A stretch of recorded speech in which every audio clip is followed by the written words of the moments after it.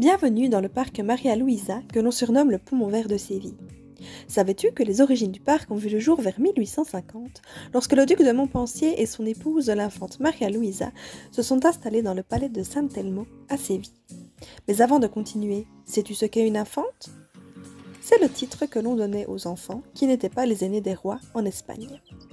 Suite à l'emménagement du duc, la conception des jardins a débuté grâce notamment au jardinier André Le Collant. À la mort du duc, Maria Luisa a cédé une grande partie des jardins à la ville de Séville. Ils sont restés longtemps à l'abandon, mais un projet d'exposition ibéro-américaine voit le jour en 1910, ce qui donnera une seconde vie au jardin. C'est Jean-Claude Nicolas Forestier qui va les rénover en leur donnant une touche de romantisme propre à cette époque. Maintenant que tu en sais un peu plus par rapport au parc, nous allons commencer la visite. Mais attention, le gardien du parc t'a donné une mission. Lorsque nous nous arrêterons auprès des différents monuments, il te demande d'observer les couleurs de ceux-ci, mais aussi d'exprimer l'émotion que tu ressens. Retiens bien le nom du plus coloré, peut-être que tu auras une surprise à la clé. Ah oui, j'allais oublier, lorsque tu verras apparaître ce sigle sur l'écran, pense à mettre pause pour réfléchir à la question qui t'est posée. Bonne visite! Je te présente l'Isleta de los Patos, qui signifie l'îlot des canards. C'est un étang délimité par des pierres rustiques. Au centre, tu peux observer une île accessible par un petit pont et une autre île exclusivement pour les oiseaux, où se reposent et vivent des canards, des paons, des cygnes et des pigeons. Ce lieu de repos existait déjà lorsque le parc faisait partie du jardin du palais de San Telmo. Attention, n'oublie pas ta mission. Prends le temps. Observe les couleurs que tu peux voir. Que vois-tu ? As-tu ressenti des émotions face à cette œuvre ? Quelles sont ces émotions ?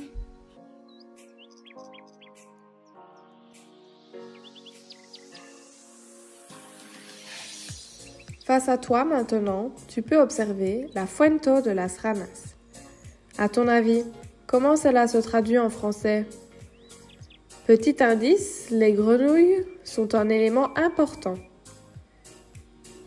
Ben oui, c'est la fontaine des grenouilles.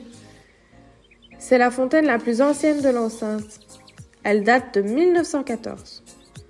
Elle a été construite par le céramiste Manuel García Montalván. D'ailleurs, il a fait 2 copies similaires pour Tenerife et la Fuente de las Ranas à Mexico. C'est dire à quel point sa beauté a plu.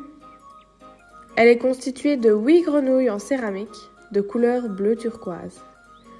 Au centre, tu peux voir un canard blanc se tenant sur une tortue à carapace verte. Hé, n'oublie pas ta mission.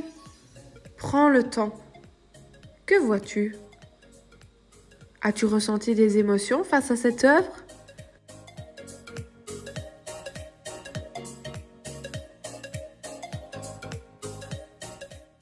Nous voici arrivés à la fontaine des lions. Celle-ci a été construite en 1913, mais elle ne ressemblait pas du tout à ce que nous voyons aujourd'hui. En effet, il n'y avait pas de statue de lion. Tu te demandes comment ces statues sont arrivées ici ?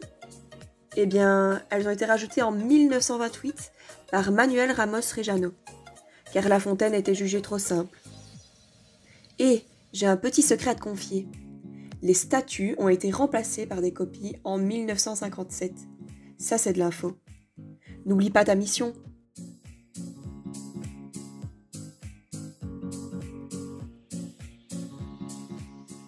Nous voici dans la Glorieta de la Concha. En espagnol, le mot concha veut dire coquille. On l'a appelé ainsi car lors de l'inauguration de ce jardin en 1913, le centre du bassin présentait une fontaine en forme de coquille, qui n'existe plus aujourd'hui. Si l'on regarde autour de nous, on repère qu'il y a 4 statues. Le sculpteur Delgado Brackenbury a eu l'idée de les rajouter afin de représenter les saisons.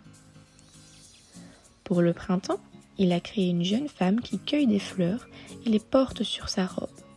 Pour l'été, c'est une jeune femme presque nue portant du blé dans sa main. Pour l'automne, c'est un jeune homme fort avec un outil et une grappe de raisin. Pour l'hiver, c'est un vieil homme enveloppé de manteau. N'oublie pas ta mission.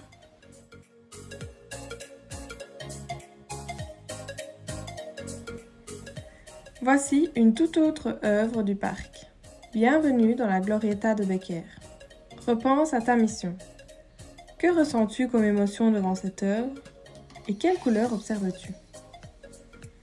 Cette œuvre a été créée par Lorenzo Culo Valera, né en 1876 à Marchena, près de Séville, et décédé en 1932 à Madrid. C'était un sculpteur très apprécié à son époque. Regarde, sur cette statue, on observe le buste d'un homme. À ton avis, quel était son métier? Il s'agit du poète Gustavo Adolfo Bécquer, né à Séville en 1836 et décédé à Madrid en 1870. Il a passé son enfance et son adolescence à Séville, où il a suivi des études de lettres et de peinture. Ensuite, il est devenu un des poètes romantiques les plus connus de son époque. À travers ses poèmes, Bécquer exprimait ses sentiments intérieurs et parlait particulièrement du sentiment amoureux, caractéristique du romantisme de l'époque. L'œuvre en l'honneur de Gustavo Bécquer a été inaugurée le 9 décembre 1911 dans le parc Maria Luisa grâce à de grands admirateurs, les frères Álvarez Quintero, en collaboration avec le sculpteur Valera. Tu l'auras compris, Bécquer était un poète très connu et très apprécié de son époque. Mais un de ses poèmes est devenu particulièrement célèbre. Écoutons le poète nous le lire. Les atomes invisibles de l'air autour palpitent et s'enflamment. Le ciel se dissout en rayons d'or et la terre tremble de joie. J'entends flotter dans des vagues d'harmonie des bruits de baisers et des battements d'ailes. Mon paupières se ferment. Qu'est-ce qui ne va pas? Dites-moi. Le silence, c'est l'amour qui passe. Dans son poème, Bécquer parle de 3 figures d'amour.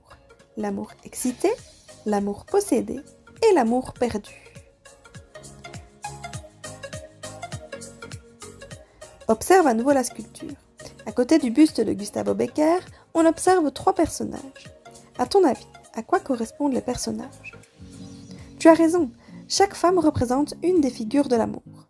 À ton avis, quelle figure d'amour correspond à chacune des femmes? Dans l'ordre de gauche à droite, on a l'amour perdu, ensuite l'amour possédé et enfin l'amour excité. Qu'est-ce qui t'a aidé à trouver la bonne réponse? Certains détails t'ont permis de te décider? En effet, la première dame à droite représente l'amour excité. Elle semble sourire et tient ses mains tout près de son visage, un peu comme lorsque tu vois arriver ton cadeau d'anniversaire. Elle commence à tomber amoureuse. Ensuite, la dame du milieu représente l'amour possédé. Cela signifie que la dame est très amoureuse, qu'elle est passionnée. On repère cela car la dame regarde vers le ciel avec un petit sourire et les mains jointes sur sa poitrine. La place de ses mains n'est d'ailleurs pas un hasard, puisqu'elles sont dirigées vers son cœur. Enfin, la dame à gauche représente l'amour perdu. En effet, on voit que cette dame a la tête tournée vers le sol, avec une expression plutôt triste. Ses bras semblent ballants, et eux aussi sont dirigés vers le bas. Cette posture montre un sentiment de tristesse, voire même de détresse, symbolisant la perte de la passion. Ainsi, le sculpteur a cherché à transmettre ce que représente l'idée de l'amour qui plane dans les célèbres rimes du poète romantique. À ton avis, quel est le matériau utilisé pour réaliser ces 3 femmes? Les 3 dames ont été réalisées sur le même bloc de marbre. On y repère de nombreux détails. Regarde bien les robes qu'elles portent, l'effet du vent sur le volant des robes, etc. Observons à nouveau l'ensemble de l'œuvre. À ton avis, qui sont les figures en noir et que représentent-elles? Il s'agit de Cupidon. Tu sais, cet ange de l'amour que l'on reconnaît grâce à ses ailes et à ses flèches. La légende dit que lorsqu'il tire ses flèches de l'amour, les 2 personnes qu'il vise tombent amoureuses. Trop cool, non? Mais que remarques-tu ici? Que fait Cupidon? Le premier Cupidon, celui qui est debout, représente Cupidon enfant qui tire ses flèches de l'amour sur un autre Cupidon. Le deuxième est couché sur le sol, les ailes brisées et se tordant de douleur. Il représente le Cupidon adulte. Le premier représente l'amour qui fait mal et le deuxième l'amour blessé. Les flèches de Cupidon ne seraient pas aussi positives que ce que la mythologie nous a fait croire. En effet, nous venons de voir que l'amour nous faisait passer par 3 étapes, concluant par une tristesse qui nous fait mal. Le sculpteur a donc voulu représenter l'amour qui blesse, qui finit par faire souffrir la personne qui vit cet amour. À ton avis, quel matériau Lorenzo Culo Velera a-t-il utilisé pour réaliser ces sculptures? Ces sculptures sont en bronze. Ici aussi, tu peux remarquer de nombreux détails. Les flèches dans le carquois de Cupidon, le cœur transpercé, ou encore l'arc à flèche au sol. Concentrons-nous à nouveau sur l'ensemble de l'œuvre. Tu as dit tout à l'heure que tu voyais deux couleurs différentes. On observe donc une opposition, un contraste entre le blanc et le noir. Mais qu'est-ce que cela signifie? En fait, un contraste est une opposition de valeurs. L'artiste a choisi d'utiliser des couleurs contrastées pour mettre des éléments en évidence, différencier les personnages. Ici, il y a opposition entre le blanc et le noir, que l'on va plutôt appeler valeur que couleur. Cela nous permet de différencier, en blanc, les personnages qui représentent les étapes de l'amour, de ceux qui représentent la personnification de l'amour. Grâce à l'opposition de valeurs, notre œil est attiré tantôt par le lien entre les trois dames, tantôt par le lien entre les deux Cupidons. Qu'il s'agisse du marbre ou bien du bronze, les surfaces des sculptures sont plutôt lisses. L'idée ici était de créer le plus de détails possible, nous permettant de créer une œuvre figurative. Sais-tu de quoi il s'agit? C'est une œuvre que tout le monde peut identifier et reconnaître, grâce justement au réalisme dans lequel le travail est exécuté. Souviens-toi des détails que nous avons observés tout à l'heure. Le sculpteur Lorenzo Culo ajoute que c'est une allégorie de l'amour, ce qui signifie qu'il s'agit d'une représentation imagée de l'idée, du sentiment qu'est l'amour. Depuis que tu es arrivé ici, nous parlons de sculpture. Mais au fait, tu sais toi ce que c'est une sculpture? En effet, c'est une œuvre tridimensionnelle qui se déploie dans l'espace réel, ce qui veut dire à l'intérieur ou à l'extérieur. Nous remarquons également que l'artiste a pris en compte le lieu dans lequel l'œuvre est installée. D'ailleurs, parlons de ce lieu. Tu auras remarqué que l'ensemble de l'œuvre est installé sur une base octogonale autour d'un arbre, faisant lui aussi partie de l'œuvre. Cet arbre est un cyprès des marais. C'est une espèce qui peut vivre jusqu'à 300 ans et qui atteint de grandes hauteurs. Maintenant que vous connaissez l'histoire de l'œuvre, que ressentez-vous comme émotion devant celle-ci? Le lieu dans lequel se situe l'œuvre nous procure un sentiment de plaisir, grâce à cet arbre magnifique et les nombreuses fleurs colorées qui l'entourent. Mais lorsque l'on se concentre de plus près sur l'œuvre, et surtout sur l'histoire qu'elle cherche à partager, nous ressentons quelque chose de plus négatif, un sentiment de tristesse. L'amour que l'on envisage souvent comme quelque chose de positif, de merveilleux, est ici associé à un sentiment douloureux, au chagrin que l'on ressent quand l'amour n'est plus. Nous percevons la douleur de l'amour qui blesse par la dame désespérée et le Cupidon qui se tord de douleur, le cœur percé par la flèche d'amour.